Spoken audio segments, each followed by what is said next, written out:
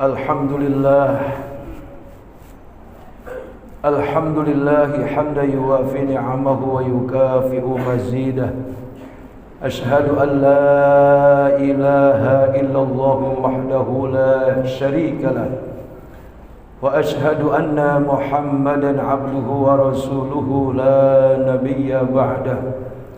Allahumma salli wa sallim wa barik ala sayyidina wa habibina wa syafi'ina wa qurrati a'yunina wa maulana Muhammad Rasulillah wa ala alihi wa sahbihi wa man tabi'a sunnatahu wa jama'atahu min yawmina hadha ila yawmil ba'si wan nahdah. Amma ba'du, fa ya ibadallah, usikum wa nafsi bitaqwallah. Ittaqullaha haqqa tuqatih wa la tamutunna illa wa antum muslimun. Hadirin para jamaah salatul Jum'ah Masjid Jami' Al-Maghfirah, fa insyaallah taala kita semua dirahmati, diberkahi, diselamatkan oleh Allah Subhanahu wa taala daripada huru-hara dunia, huru-hara alam kubur, sampai nanti diselamatkan oleh Allah pada huru-hara akhirat. Kita bersyukur kepada Allah Subhanahu wa taala atas segala nikmat yang diberikan kepada kita semua, terutama nikmat Islam, nikmat iman, nikmat sehat wal afiah, nikmat kita bisa menunaikan salatul Jum'ah hari ini. Itu semua atas gerak dan izin Allah Subhanahu wa taala. Karena berapa banyak orang yang dia mengaku Islam, dia sehat badannya, ada waktunya, tapi tidak sampai dia menuju masjid-masjid untuk menunaikan ibadah salatul Jum'ah. Saudara hadirin ma'asyiral muslimin, perang berkecamuk antara Israel dengan Iran. Ini sebuah kehendak daripada Allah Subhanahu wa taala di saat semua negara bungkam atas agresor Israel kepada Palestina, di mana di situ ada Masjid Aqsa, masjid di mana tempat dulu Rasulullah Nabi kita Muhammad melakukan perjalanan suci Mi'raj ke langit. Tapi Allah Subhanahu wa taala menghendaki Iran untuk menjadi lawan yang sepadan menghantam Israel. Kita berdoa bersama kepada Allah Subhanahu wa taala agar Allah memenangkan kaum muslimin. Paling tidak mereka berdamai sehingga tercipta kedamaian dunia dan tidak terjadi lagi perang dan penindasan, terutama kepada bangsa Palestina. Saudara hadirin ma'asyiral muslimin wa jumratal mu'minin rahimakumullah.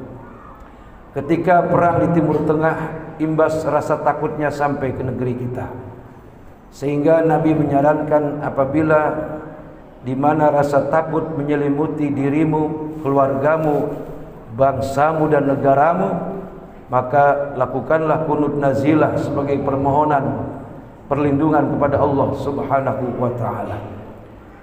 Itu baru hal masalah perang antara manusia dengan manusia. Lalu bagaimana saudara-saudara kalau kita mengalami rasa ketakutan saat kita masuk ke alam kubur, di mana kita sendirian, tidak ada orang yang membela kita kecuali iman dan amal soleh.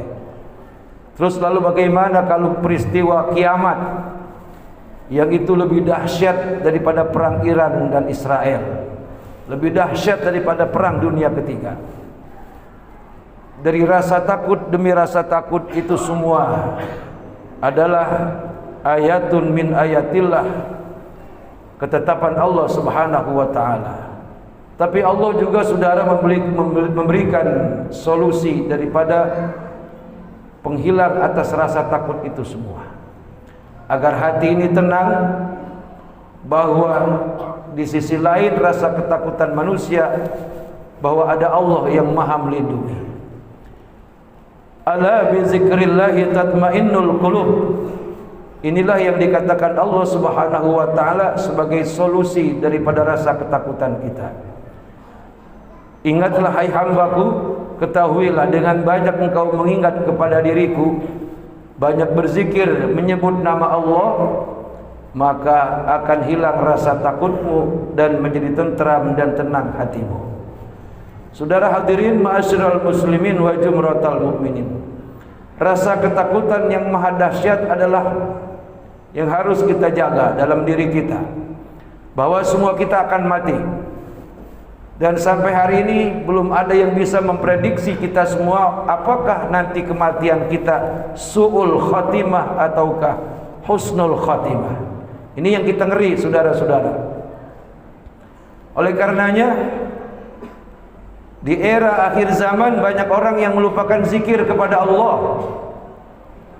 Salat hanya sekedar menggugurkan kewajiban, bukan sebagai kehobian dia, bukan sebagai rasa kesenangan dia atas penghambaannya kepada Allah.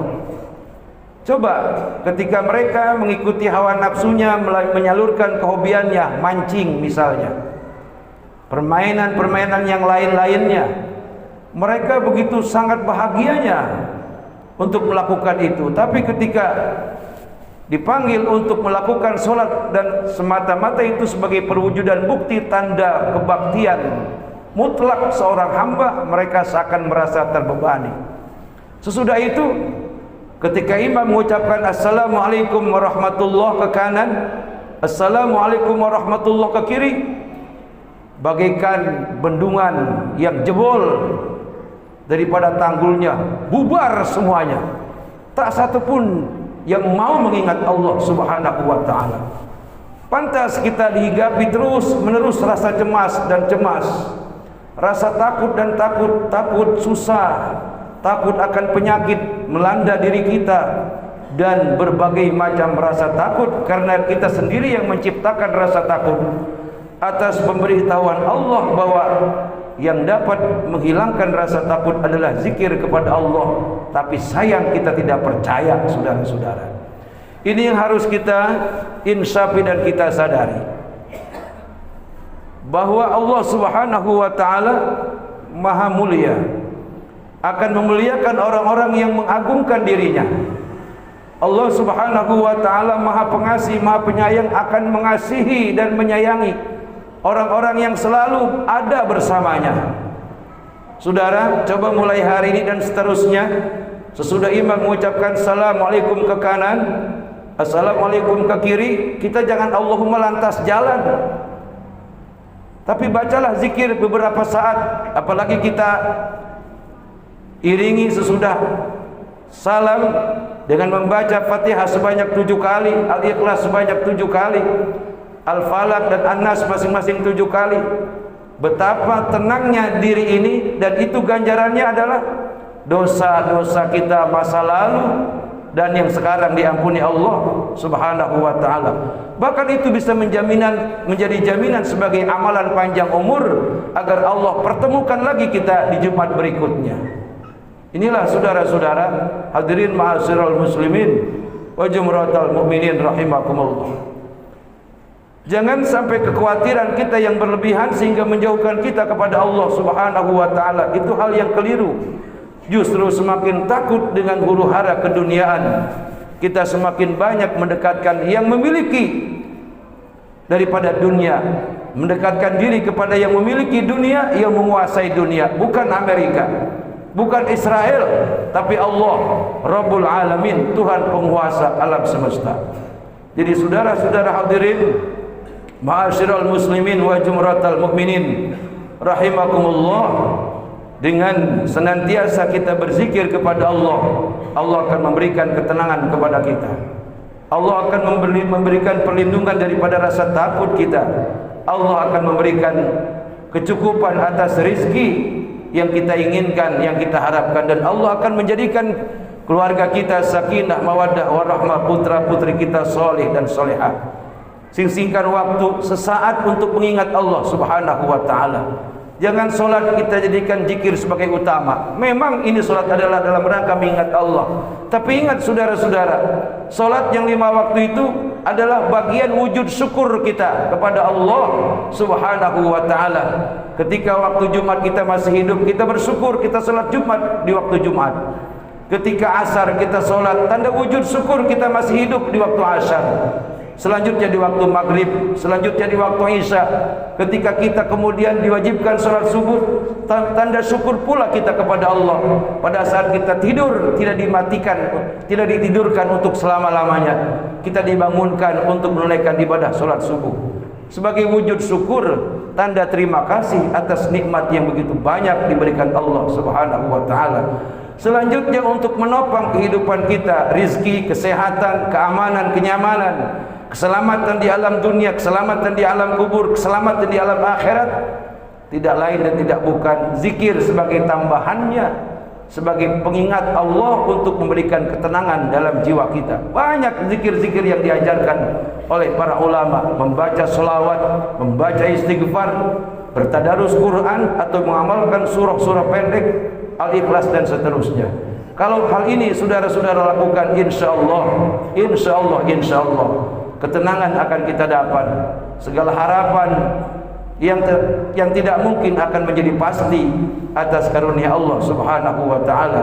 Sebab Allah apabila ingin menolong hamba-hambanya, ingin memberikan pertolongan kepada hamba-hambanya, tidak bisa dibayangkan walaupun betapa sulitnya daripada hal yang dihadapi, tapi kalau Allah sudah memberikan pertolongan, idza arada syai'an ay yaqula lahu kun fayakun. Sesuatu yang tidak mungkin akan menjadi mungkin, sesuatu yang sulit akan menjadi mudah. Semoga Allah Subhanahu wa taala mengembalikan fitrah kita sebagai hamba yang cinta kepada Allah, hobi berzikir, senang berzikir, mau berzikir, dan senantiasa hati kita diberikan ketenangan dari sebab kita berzikir, karena zikir itu merupakan bagian daripada benteng dari sekian banyak benteng yang kokoh di antara benteng-benteng yang ada di dunia. Dan kemudian apa seutama-utama zikir? Afdhalul zikri la ilaha illallah. Seutama-utama zikir mengucapkan kalimat tidak ada Tuhan yang wajib disembah dengan sebenar-benarnya melainkan Allah Subhanahu wa taala. Barakallahu li wa lakum fil Qur'anil azim wa nafa'ani wa iyyakum bima fihi minal ayati wa zikril hakim. Wa taqabbala minni wa minkum tilawatahu innahu was-samiul alim. Aqulu qawli hadza astaghfirullahal azim li wa lakum wa li sairil muslimina wal muslimat wal mu'minina wal mu'minat fastaghfiruh innahu huwal ghafurur rahim.